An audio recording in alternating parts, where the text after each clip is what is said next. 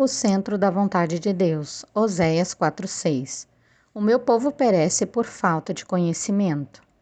Existe uma ferramenta que produz oportunidades de adquirirmos níveis de saber que geram em nós satisfação e plenitude quando o assunto é entender algo, encontrar ou solucionar mistérios. Esta ferramenta é muito simples e conhecida. Ela se chama estudo. Sempre que buscamos entendimento sobre algo, sempre que decidimos nos aprofundar em conhecimento sobre um assunto ou pessoa, corremos o risco de ampliar nossa visão a respeito, ou podemos até mesmo ter revelações únicas que a grande maioria das pessoas nunca terá. Considero isso um dos grandes estímulos para gastarmos tempo estudando, analisando e meditando sobre as coisas.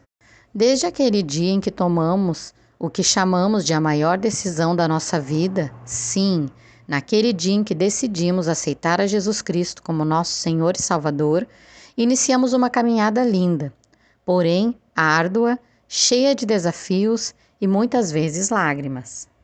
Nessa caminhada, em grande parte do tempo, estamos preocupados em nos desenvolver como cristãos. Queremos viver o que aprendemos a cada dia com as Escrituras e com nossos pastores e líderes. Existem também outras preocupações, como realização profissional, amorosa, intelectual, social e econômica. Ter certeza de em quais áreas devemos investir nosso tempo e dinheiro, nossas sinceras emoções, escolher alguém para ser um conosco para toda a vida, aprender a discernir em quem confiar. Meu Deus, parece que a vida, no que diz respeito às nossas dificuldades, nas áreas das decisões e posições, não fica mais fácil por termos nos tornado filhos de Deus e co-herdeiros com Cristo. Quando olhamos assim, de uma maneira rasa e sem o que definimos como revelação do propósito de Deus para nós, o Evangelho parece ser algo mais danoso do que benéfico. Parece que a vida na prática muitas vezes contraria a alguns textos que estão sempre na ponta da língua de alguns irmãos. Você já deve ter ouvido muitas coisas como: você é mais do que vencedor, você pode tudo naquele que te fortalece. Todas as coisas cooperam para o seu bem. O Senhor é o teu pastor e nada te faltará. Quanto mais fé você demonstrar, mais Deus vai te abençoar. Estas afirmações são bíblicas, porém, sem o contexto correto, não nos servem de base para criarmos conceitos ou desenvolvermos nossa visão das coisas. Não sei se você já ouviu isso. Todas as religiões têm origem na Bíblia. É certo afirmar que muitas das práticas de várias religiões ou seitas vamos encontrar nas Escrituras.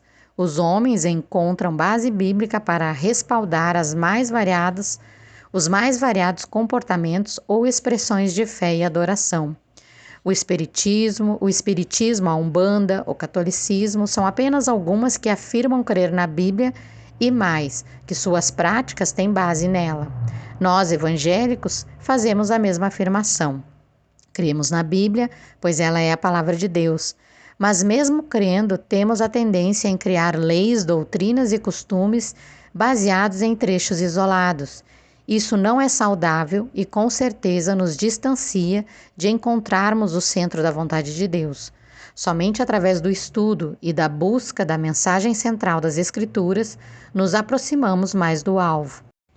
Mas fiquem tranquilos, não vou falar sobre religiões ou seitas. Na verdade, citei esses exemplos porque, assim como existem diferentes interpretações de como prestar culto e desenvolver a religião, também temos os mais variados pensamentos e posições a respeito de qual é o centro da vontade de Deus para a nossa vida.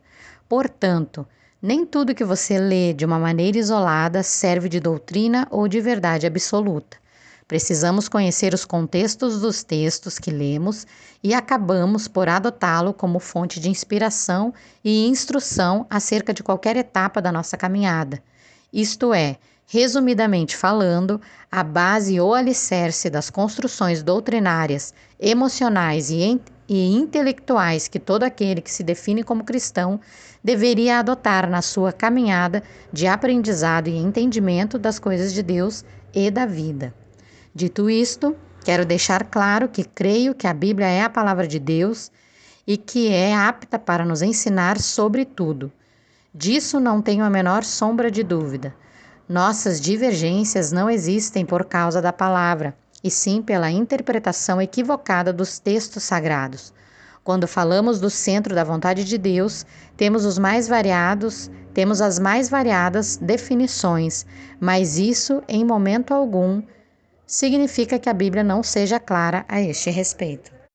Tenha em mente que, se você recebeu a Cristo como seu Senhor e Salvador, encontrar esse lugar não é opcional, pois você mesmo orou dizendo que ele não seria somente seu Salvador, mas também o seu Senhor. Quero salientar que o que encontramos hoje, agarrado nos corações das pessoas, na grande maioria dos casos, é um desejo de relação extrema com o Cristo Salvador e um total desprezo pelo Cristo Senhor. Pense como seria a nossa busca, empenho, gratidão, comprometimento, sede, fome, etc., se tornássemos cotidiana a relação de servo e senhor com Jesus? Ele é o Senhor de nossas vidas, e se tem algo que temos que entender quando pensamos e meditamos a respeito da caminhada com Ele, é que existe um propósito divino para o homem. Esse propósito geralmente passa longe da nossa natureza, que é pecaminosa. A partir do despertar, do desejo, da chama que muitas vezes arde em nós, da sede e fome que sentimos de conhecer mais dele e de seus desígnios, começamos a nos aproximar deste lugar que estamos tentando entender onde fica. Diante disto, quero, a partir de agora, falar sobre alguns pontos que têm ajudado a me aproximar deste lugar. Não tenho por pretensão apresentar a você uma fórmula mágica ou uma visão inovadora sobre o assunto. Acho que, na verdade, existe uma grande chance de que eu vá falar muito do que você já sabe.